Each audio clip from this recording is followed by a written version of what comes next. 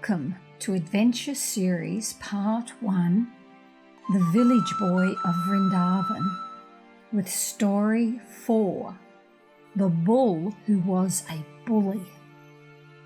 The fiendish warrior Aristasura swiftly declared to Kamsa and the assembly of demons, "News is gathering about the child Krishna of the Yadu dynasty. Many of my associates have been mysteriously killed by him. I cannot stand by any longer. I will personally go to this insignificant village of Vrndavan and rid the planet of this wearisome child." As Aristasura turned and walked away, his mind was crowded with thoughts. To fight this most troublesome opponent, my friend Aga took the form of a giant python to squeeze the life out of the children and cows. But all that remains of him now is a dried up husk. Baka appeared as a crane with the sharpest of beaks to tear apart those cow herders. But instead his beaks were ripped in half. The powerful Pralamba concealed himself as a cowherd boy, but he must have made some mistake, because he too was soon killed.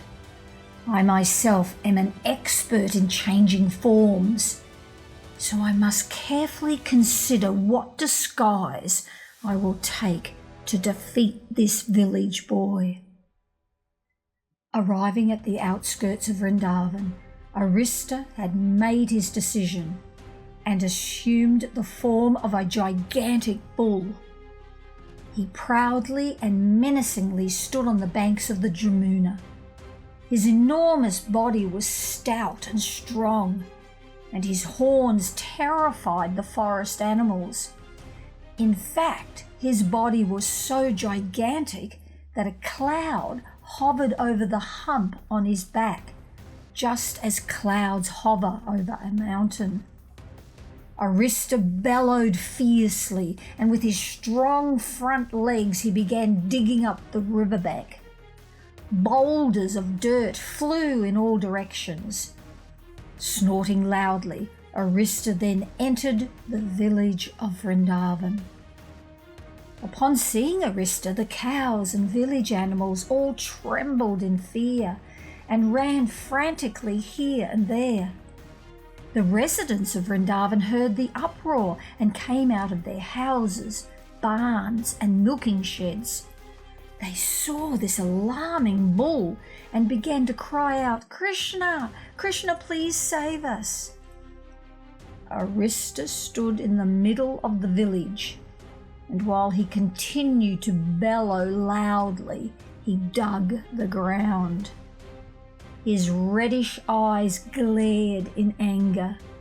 His tail was raised, and sometimes he passed stool and urine. When Krishna heard the pleas of his family and friends, he came before them and said in a most calming manner, "Don't be afraid, don't be afraid."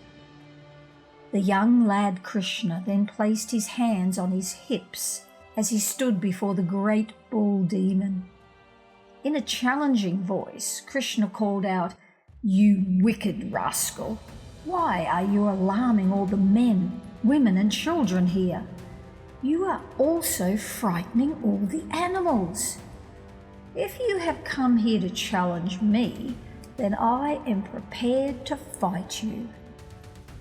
Aristasura snorted confidently in reply. And when Krishna smiled and casually threw his arm over the shoulder of one of his friends, Aristasura became enraged.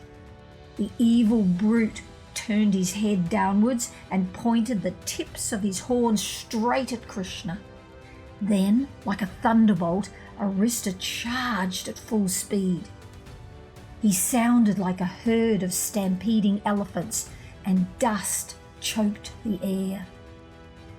Krishna stood very still as Aristasura hurtled towards him, but At just the right moment, Krishna caught Arista's horns and tossed him away, just like a child would toss aside a toy bull. Arista lay on the ground momentarily stunned. But even though he was perspiring profusely, he stood up and again charged Krishna with great force and anger. Foolish, foolish Arista. Breathing very heavily, Arista ran with all his might towards the young boy. But again, Krishna caught his horns and immediately threw him onto the ground. It sounded as if a mountain had collapsed as Arista hit the earth. His mighty horns snapped and shattered. Arista, who thought himself to be unconquerable, now lay in the dust. Krishna stood next to the great demon and began to kick his body. Arista rolled over onto his back and moved his legs violently in the air. Vomiting blood and profusely passing stool and urine, Arista's eyes bulged from their sockets as he died. All the villagers who had watched this amazing performance began praising Krishna. The cows mooed happily, and all the animals were overjoyed. The demigods who were watching from the clouds above began to shower down flowers, sing and play musical instruments to celebrate Krishna's victory. It is quite natural that when Krishna performs a wonderful feat, all his devotees become jubilant. Namaste.